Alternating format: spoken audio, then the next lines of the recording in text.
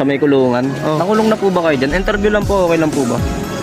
Oh, sige. Okay Ano lang po interview? ba? Ilang years po kayo nakulong dyan, boss? 29 years. 29 years. Ano pong kaso ninyo? Ha? Ano pong kaso ninyo? Lahat kasi nung gagalitin kasi ako, may anger issue ako.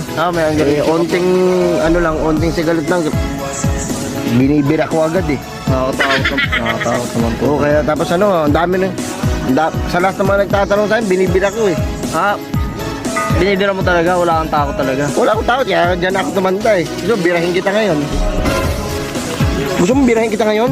Boss, nag-vlog lang naman po eh. Vlogger ka? Oo. Ha? Anong ibig sabihin nun? Vlogger lang po.